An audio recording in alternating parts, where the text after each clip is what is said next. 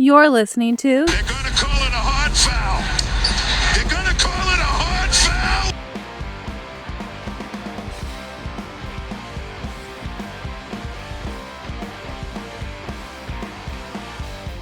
foul. We're back. They're going to call it a hard foul. Brought to you by the Fan First Network, bitch. 214.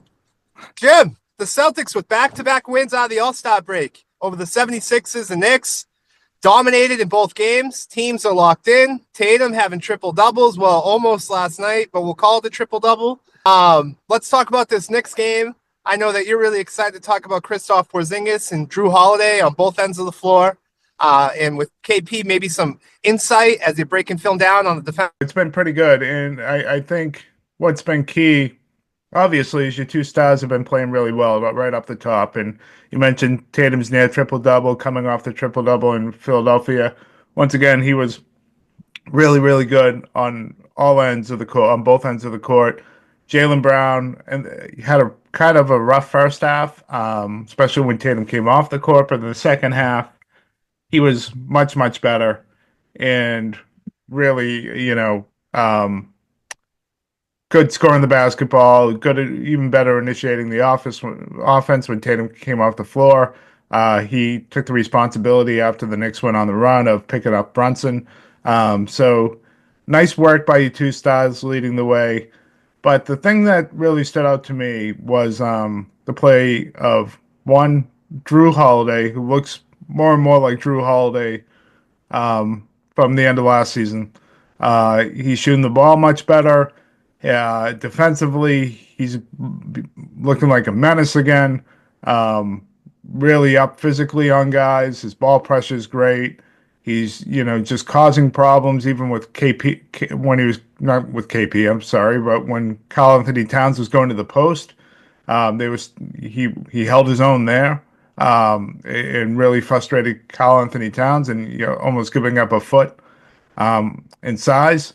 He looks like Drew Holiday again, and the Celtics starting five looks dominant again. I know that was one of our concerns pre-All-Star break. How does the starting five look? Where they really haven't looked connected since KP had come back from injury. Would they get there? I would say it's looking like they're there right now, especially, after these last two games and first couple games before the All-Star break. It looks like they are back and locked in.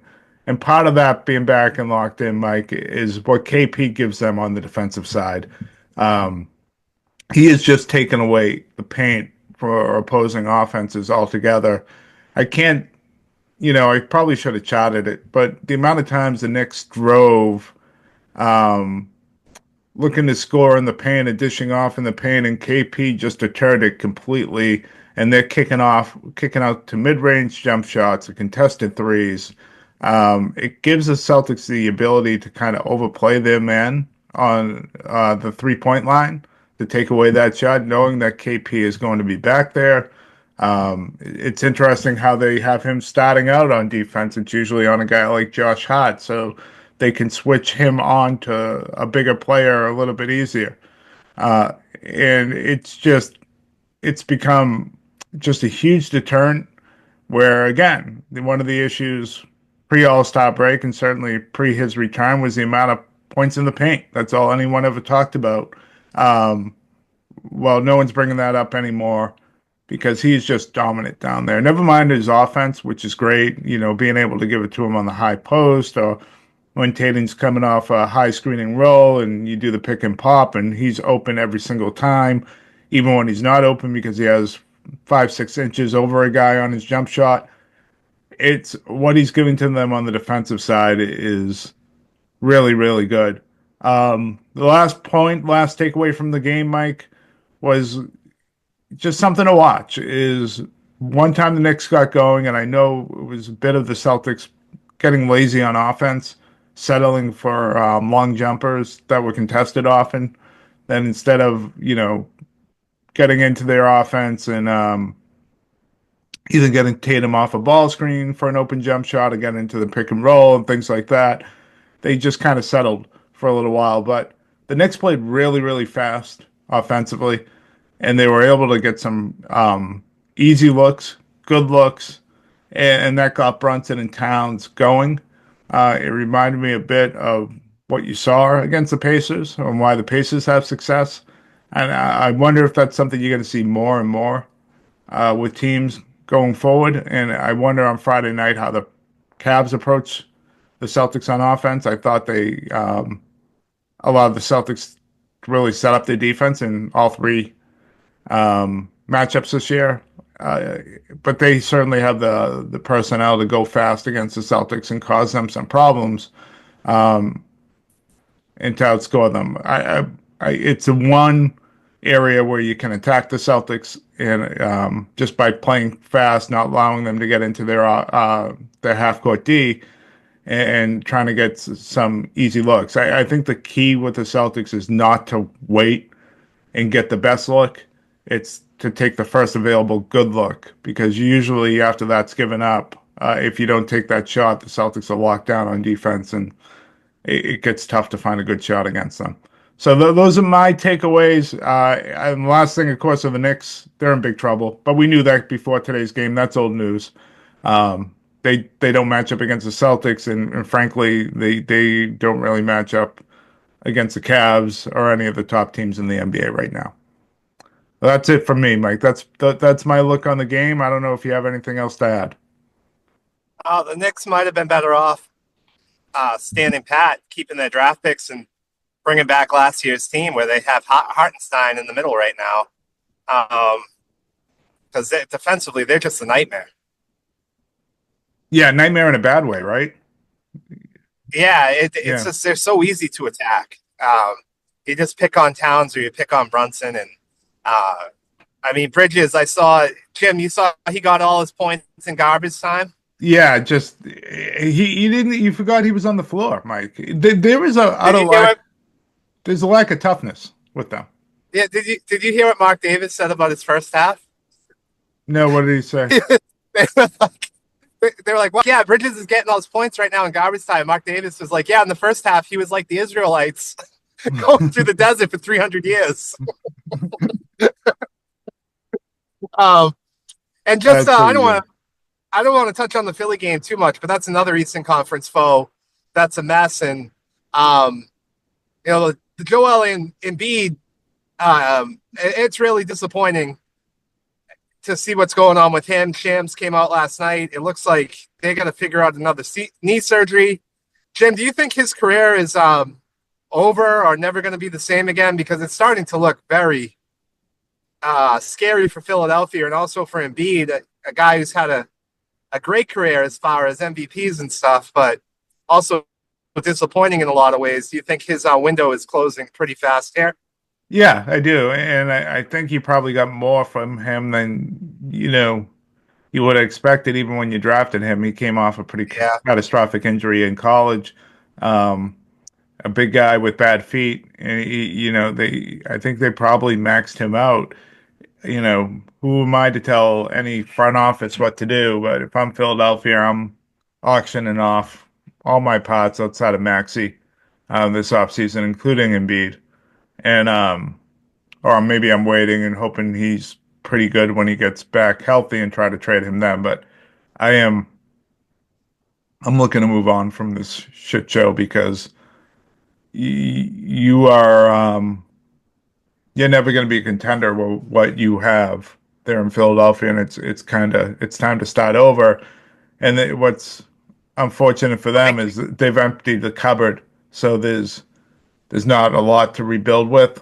So they gotta hope to bring stuff in via trade, and it's not going to be as much as they want. What they have to rebuild.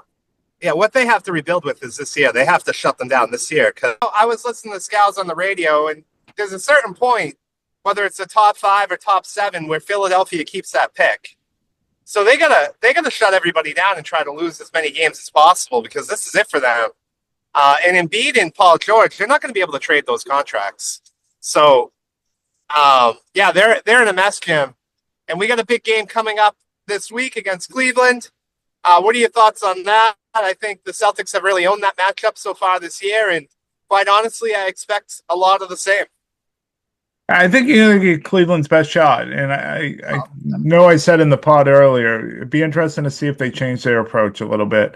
Um, I know they brought Hunter in for defense, but if they think they're going to come in and lock down the Celtics, I think that's probably a recipe for a loss for them, or not their best performance. They're going to try to play fast, attack the Celtics in transition, even off of makes. Um, really get the action going with Mitchell and Garland early in the shot clock, and don't wait till for the best shot. You know, if I was Cleveland, I would take the first good available look and really try to put pressure on the Celtics that way. The problem with that strategy is that if you miss and you miss often, you can get down pretty big because it could lead to some easy looks for the Celtics on the other side. The other thing I'm really curious about watching is whether Evan Mobley just had a bad game the last time the Celtics and Cavs played, or if KP is really just a huge deterrent for him. I know he's shooting about 40% from three, but he's not. He's a bit of a reluctant shooter from out there. He doesn't shoot a lot. He's not a volume guy. Most of his damage is done in and around the paint, and KP has obviously been a problem there. And then the Celtics really neutralized him when they were on offense and Mobley was on defense by being able to drag him out and just putting pressure on the Cavs constantly by finding the matchups they wanted. And to the point Mobley didn't play in the fourth quarter, really. So that's the thing I'm watching here because he's a huge piece of their success. And not only was he a non-factor, he wasn't on the floor at the end of the game because he was so poor the last time they played. So I'm really curious to see what that looks like because he's been mostly great all season long for them. Then the Cavs, they're going to be fully healthy. They haven't really been fully healthy when they've played the Celtics this year. Knock on wood, they should be. They only got the Magic game in between. Guys like Dean Wade haven't been there. Strus haven't been there. There've been times that Garland haven't been on the floor, and I know he was on the floor against the Grizzlies yesterday. And they've continued to play really, really well. Outside, they won 9 of the last 10, with the exception that they only lost being against the Celtics. So it should be good. I think you're right, though. I think the Celtics, another team they really match up pretty well against, and are the better team. Regardless of this result, I would, if the series began tomorrow, I'd take the Celtics in 5 or 6. But that's my takeaway for next Friday night. I'm looking forward to it. It should be fun. Yeah, I think Mobley. I think it was a mix of both. KP had an impact on Mobley, and Mobley just had a bad game. Mobley's a great player. I think he doesn't realize how good he can be yet. Maybe we're a season or two out where we're talking about him as one of the best power forwards in the Eastern Conference. I think that's the amount of upside that guy has. But yeah, to your point, KP certainly had an impact on him in the third game. So we'll see if that picks up. I do think Cleveland, what you're saying Cleveland should do is really outside of how they play. So we'll see if they attack that first shot. They're a real efficient team from three. They shoot a lot of them. They move the ball. And I think the way you're saying is how they have to play. And I'm also able to see if the Cavs are able to lock up the Celtics defensively man-to-man because they had to go into a lot of junk zones in that third game because they couldn't match up, and the Celtics missed a ton of easy looks. That easily could have been a 30-point game. Their defense has been better during this streak, but it's still up and down. They're still giving up a good amount of points. And, it's crazy. The Celtics have won 9 of their last 10, too, and actually have lost the game on Cleveland. And the standings, that seems to be the story of the season. Cleveland seems to only lose to Boston, but I'm looking forward to the game, and I expect the Celtics to take it at home. I think they're just the better team. I think they're on another level. It's OKC and Boston. I think kind of everybody else right now in that second tier as we think about the NBA, Jim. Yeah, the Celtics are really playing it awesome right now, and I expect that. I think you're right. I think it is OKC in Boston, and the Celtics aren't going to catch the Cavs. Um, I think this stretch of home games coming up, the Celtics are going to try to leave their mark and make an impression and let people know what's going on. And I think at that point too, the two seed would be pretty solidified. Not that I think they're too worried about that either.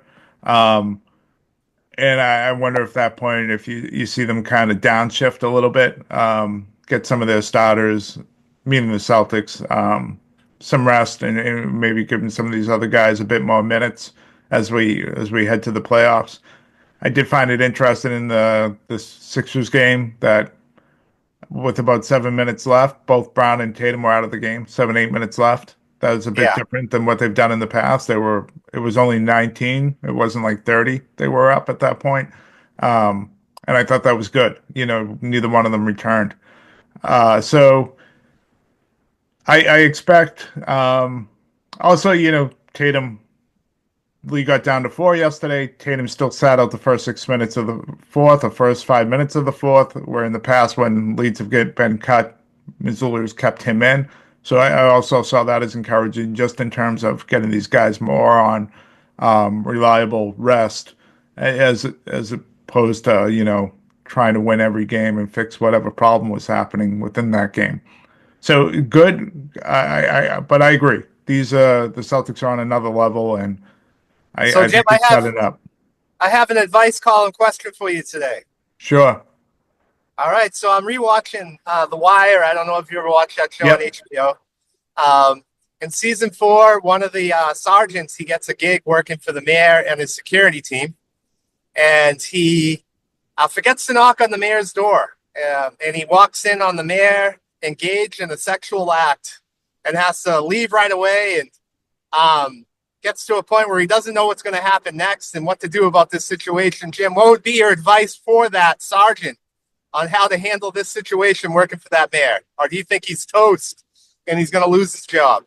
Um, I What would just be your next step?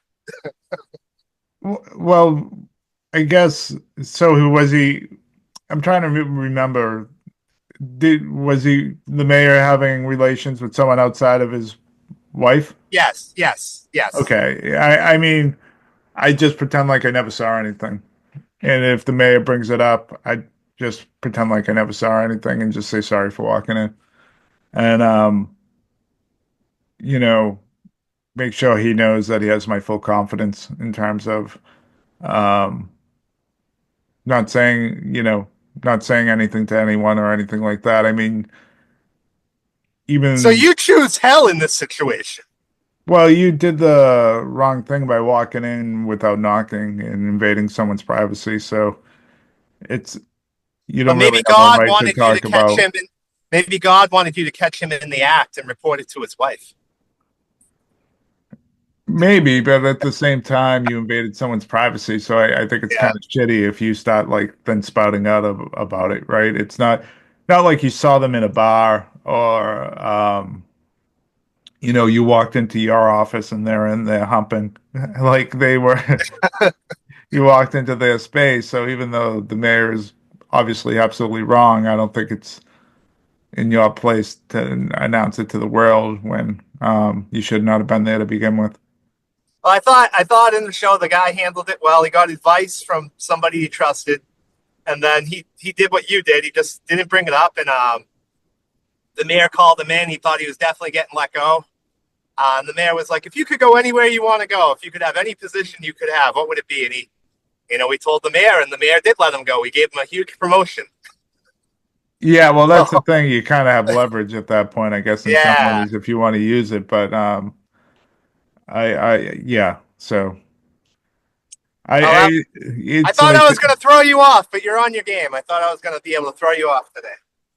no, well, it's like one of those things too. If you make a thing of it, you're also making an enemy that you're gonna have for the rest of your life, and you never know how that's gonna come back to bite you either. Yeah, yeah. So, I would have done what you did. I would have ran out of there. I would have pretended like I took a sick day that day, that it didn't happen, and never ever brought it up. And if the mayor brought it up, I would have been like, I don't know what you're talking about. Yep, that's Yeah. exactly right. So, any closing thoughts, Mike, on the Celtics around the league? Things you're seeing? Oh, the Wemby news is horrible. It is, yeah. Yeah. And the Pop news is pretty bad too. It sounds like he's not coming back. Man, and then you see, yeah. I mean, we see these guys dropping like flies. And then you see Kate, um, what's his name? Karl Anthony Towns. He doesn't look right at the end of that Celtics game. Yeah, I thought he got his shot blocked and acted like the fat superstar in like youth basketball while my knee hurts. Um, Well, maybe we'll see. that's what happened. We'll Yeah, he see. came back in. We'll see. And then as soon as something didn't go his way, he started hobbling around again. I can't stand him. I'm probably being unfair. I just can't stand him. He does remind me of that type of person that like he misses an open layup, he's gonna like start grabbing his ankle. Um, yeah, yeah. The Wemby news is horrible, but as far as the Celtics go, they look great. I'm looking forward to the OKC game in March and the Denver game. Denver's played really well. I don't know if you've been watching them. They seem to be turning it on. Lakers looked good the other night. My prediction that You're breaking up again, Mike. the Lakers can make the NBA Finals, I stand by it. All right, great. So that's So, the end of Mike, the I pod. got one quick question for you before you go. Let's say if Pop doesn't come back, right, from his stroke, and that his sadly his coaching career ends that way, out in San Antonio. Do you think that'd be a job that Brad Stevens would be interested in? In coaching. Yeah, if he was ever to return to coaching, if that job opened up with Wemby. Oh, if there was a, I mean, for any coach, I'd be interested in coaching. Yeah, that would be the job. So of course, I just would be surprised if he wants to coach again. I, I don't personally. I don't think he's a great coach outside of. I think when the superstars get to a certain place, I wouldn't want Brad Stevens coaching that team. That's how I feel about Stevens. I think he's a great GM. I thought he was a great coach for the first couple of years of them building that thing. But that's not maybe if you want him to build it in San Antonio, but I don't think he's going to help you get over the top. Oh, I've always felt that way about him as a coach. yeah, maybe that's why he'd want to go back to prove people wrong. I don't know what his situations with his kids are or whatever. I just know he has mentioned before that he always felt like a coach. And I don't think he'd want to go back to college. And who knows what's going to happen in San Antonio. But if he wanted to go back to coaching and that was open, I imagine San Antonio would have interest in him. So I found that to be just something to think about, anyways. That'd be a big loss to the Celtics. Yeah. He might be the best GM in basketball. Yep. Yeah. Oh. All right. Well, we'll put a pin in that because not for a while, anyways. All right. We'll talk to everyone soon. All right. No more divisiveness. No more divisiveness.